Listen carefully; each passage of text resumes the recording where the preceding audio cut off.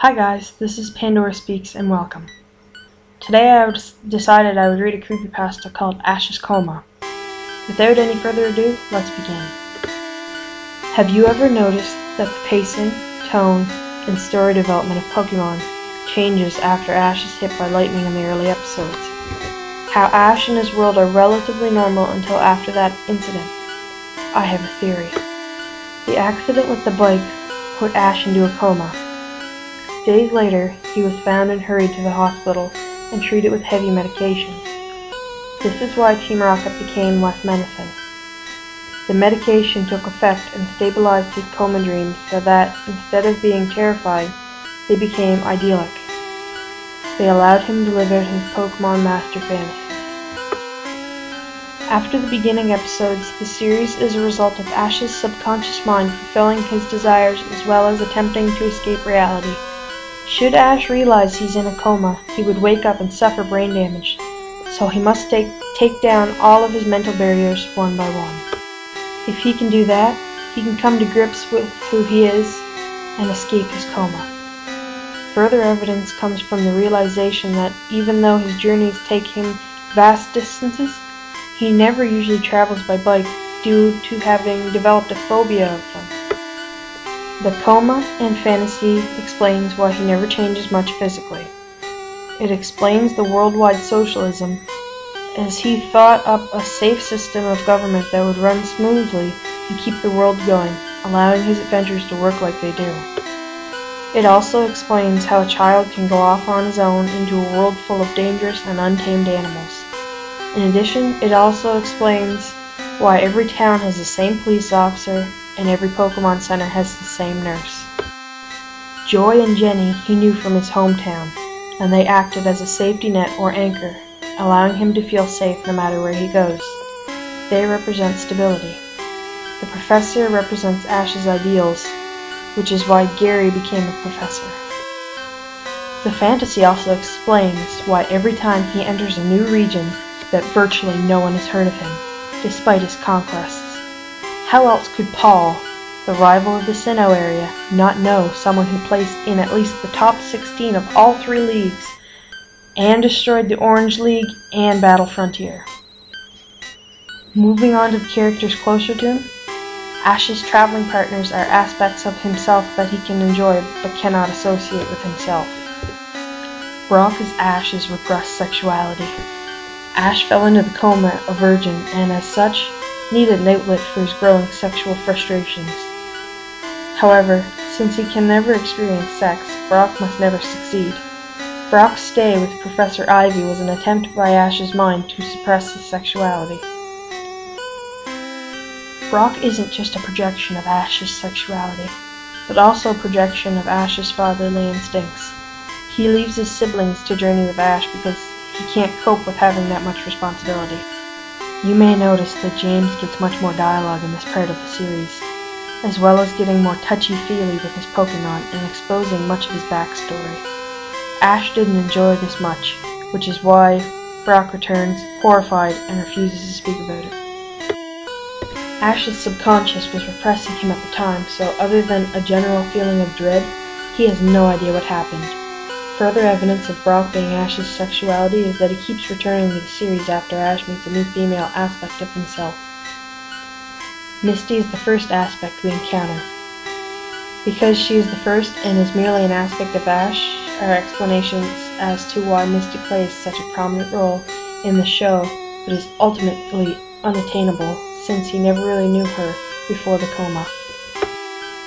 Since Misty is his initial love interest, if only subconsciously, he needed her to reach a certain level of womanhood. He felt that people could only have relationships after they have matured. In practice, however, he finds he can't cope with it, as he lacks real-world experience. He wants the normal, pushy, arrogant Misty he knew, thus not letting her keep Togepi. We can see this arc in the constant berating of his sexuality, but her eventual mellowing until she has faded into the background. Since Ash was quite attached to her, this was traumatizing. After this experience, anyone around him threatening to mature quickly ends up leaving for only another, more naive villain to enter his life. Scary Oak is what Ash wants to be. He is wish fulfillment. He succeeded and then settled down to a normal life. Ash needs someone to succeed in his world or he won't be able to validate it and will start questioning why he is where he is. It's a subconscious trap to keep him from becoming too aware of his situation. His mind must have figured out that awareness of the coma would snap him out of it. So it took something the boy already loved and built a way out for him with it. However, Ash is too complacent to make a final stand and fight his way out of it and cannot escape. This is why he keeps encountering legendary Pokemon. They're his mind's way of showing him that he can do great things if he tries. It's a way to encourage him to push forwards. Team Rocket have qualities of himself that Ash deems negative, but is coming to terms with. Jesse and James want to appease Giovanni, Ash's father figure. To achieve this, Jessie will trick the submissive James into doing her bidding. Meowth especially wants to appease him because he remembers the good times with Giovanni. This places Meowth in a category known as Ash's corrupted innocence. This is apparent because Meowth is able to speak. In fact, the whole reason Meowth can speak is so that Ash can eventually accept the aspects of Team Rocket as parts of himself. Ash had issues with his father, so he put him atop the evil corporation and demonized him. There may be an actual Team Rocket in the real world, but it's doubtful that Ash's father is their leader. Ash likely feels the split between his parents was partly his fault, but also partly blames his father. The split caused his mother to move out of the city down to Pallet Town, and is one reason why Ash initially embarks on his journey, to escape the turmoil at home. The whole organization, including Butch and Cassidy, is symbolic of his inability to escape his father's machinations. James' implied homosexuality, which does not necessarily make Ash a homosexual, and gullibility, while Jesse is vanity and manipulation. Since Meowth has the potential for rehabilitation and doesn't want to be evil, this once again fits with the conflicting personalities and demonized self-theory.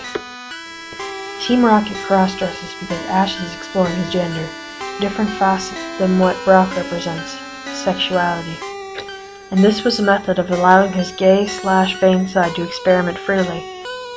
When he found that it wasn't something for him, his free side stopped playing with it. Max came with May. He played the ego and she played the kid with great aspirations in that session.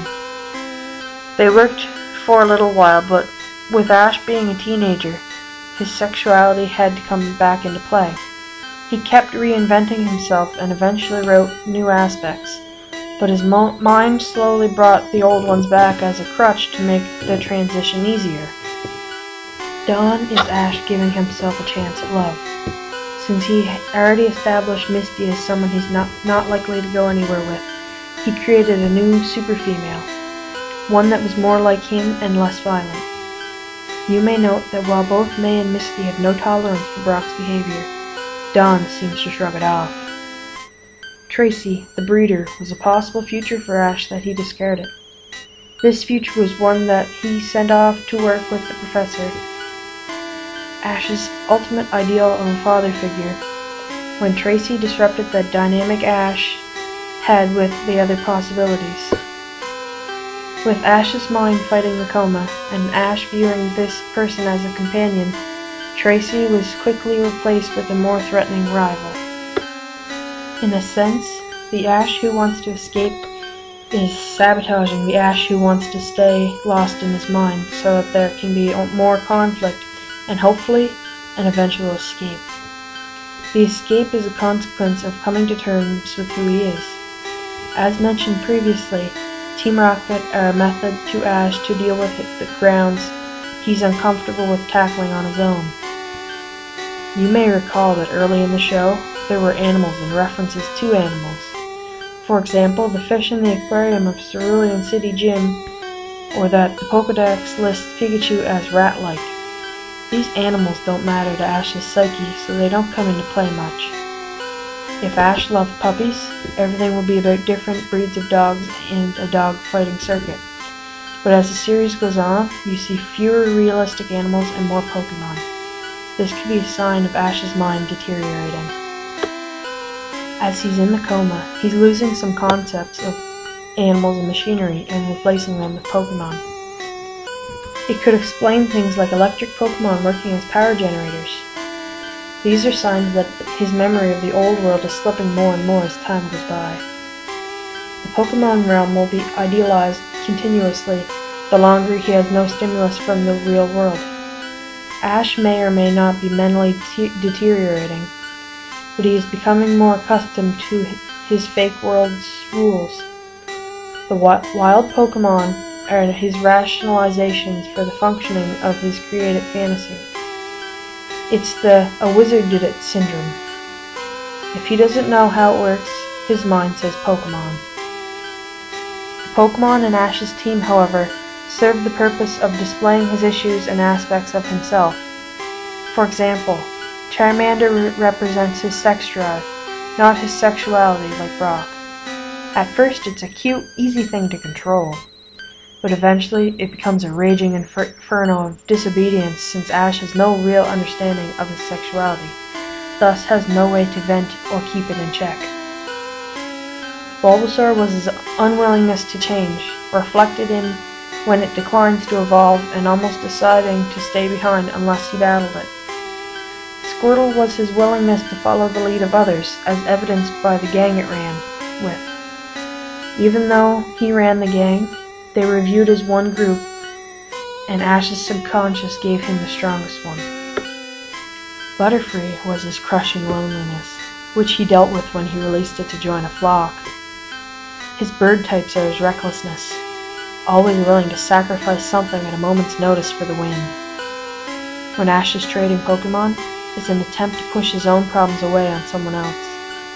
However, he realizes this and usually trades back very quickly. Not only are Ash's Pokemon a manifestation of different parts of himself, the Pokemon of other trainers are as well. Koffing and Ekans were symbolic of Team Rocket's willingness to change, hence their evolutions. Once his mind was able to overcome that roadblock and allow them to change once, it gave him the chance to truly change. An interesting note is that puberty is a rationalization. A Pokemon a rival caught before they met. Even Ash would become suspicious if everyone he had met had no carryover Pokemon from previous places he had been to. Other trainers are more direct forms of his issues, ones he must come to terms with or outright suppress. Gym leaders are more primary aspects of his personality, with each Pokemon being stronger than the last to display a level of skill he could only be capable of. In effect, he's doing battle with part of him that he would rather not have in control. Originally, Ash had the battles, which evolved into team battles and contests. The explanation for this is that his issues became more and more complicated, and the means of dealing with them needed to become more complex. The fact that he uses issues he has already dominated to win is a sign that he's growing stronger. Ash releases his Pokemon because his mind is forcing him to let go of them. The second he raises an overpowered team, a tournament comes up, and after fighting his way through it, he has to go to a new land for new challenges. However, with an overpowered team, there won't be any challenges or any way to motivate him further. The Ash that wants to stay in the coma and keep journeying hands his solved issues over to Professor Oak so he can continue and overcome the unresolved ones. This essentially is his mind forcing him to deal with his issues. Ash's rivals in the Elite Four are ultimately the strongest parts of this cycle. Having Pokemon that are essentially godlike, they represent both what can be attained and what is unattainable. Ash's rivals are all possible futures he envisions for himself. Note they are all older than him. This originated with Gary Oak, someone Ash knew from real life and built up into a sort of god within his mind. However, Gary progressed and changed to suit Ash's visions of himself and his ultimate desire, eventually settling down for a professor role after beating the Elite Four. With Gary Oak in retirement, his mind needed a new rival for him. Thus the births of Richie, the good aspect of his rivalry, and Paul. Paul is his mind's last-ditch efforts to snap him out of it. To force Ash to actually come to terms with this perfect world is not the best option or path to waking up. Paul is Ash's shadow, one that wants to push him on even harder and harder. He is the part of Ash that will stop at nothing to escape the Coma world. Mewtwo is a form of new treatment, done with electrical impulses and a machine to knock Ash out of it, taking down every last one of his mental guards, the original Pokemon in the movie. In Ash's mind, Mewtwo and his clones were, in the real world, the treatment for the mental safeguards that were protecting Ash and keeping him comatose, the Pokemon of his world. The clones were counters to the issues Ash had thought solved, and each appeared to Ash as the exact copy of his defense. The clones didn't play by the rules of Ash's world. They didn't use any special attacks or move. They just beat down their counterpart through brute strength. The treatment was working. There were side effects. The electric jolts were beginning to affect Ash's nervous system. If the treatment continued, he would be paralyzed. His mind manifested this in the dream world by petrifying him. Were it not for the end of the treatment by Ash's mother, who knew her son wouldn't want to live in a world he couldn't explore, Ash would have remained as stone forever. After this, Ash needed to recover from the damage caused by the electric therapy. In order to reduce the danger, Ash's consciousness fell from it, his subconscious beginning to downplay the effects in this world, which is why Pikachu's electric attacks, once noted for their strength by Team Rocket, no longer had any effect on Ash other than comic relief. As we can see, Ash may well have been trapped forever in this world. However, like every dream, like everything, there is a beginning and an end. What would happen if Ash never recovered? In his hospital room, we see Delia, obviously distraught. She's talking to a doctor with a grim look on his face. The man is saying their insurance is up, and the boy has had no change in brain activity in the years. The shock of taking him off life support has a very small chance of awakening him. She tearfully agrees. Back in Ash's world, he has finally deleted the Elite Four, and one by one, the people around him disappear. Eventually, everything is black. Pikachu comes dashing towards him, glowing brighter and brighter in the darkness. Eventually, he reaches Ash and the two embrace one last time. In the hospital room, his life signs fading, Ash mutters his final words. I want to be the very best. He will die never having known but his dream, except as not but a dream. When he came back to reality, he knew it all for the lie it was. Knew it was his imagination. Knowing that all his efforts, ambitions, and friends were nothing, he will let go. As he utters his final words, he barely opens his eyes and sees the silhouette of his mother, her face hidden by her hands wiping away tears. They make eye contact, and one final realization fills him before he loses all strength. He sees that his mother was holding out hope that he'd recover all that time. He sees her and finds that her hope had been broken, as she'd come to the realization that she'd outlived her only child. He dies knowing that he is loved, but that it means that the one person closest and most real to him is utterly crushed. Still, there are other possibilities. The fountain of time flows in mysterious ways. One could not go back against the current, such as Gatsby. However, one could never see what is waiting for him downstream.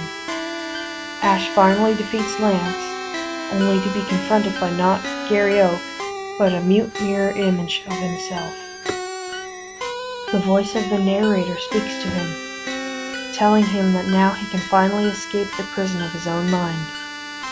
One by one, his friends appear and melt away into more copies of himself, cheering him on.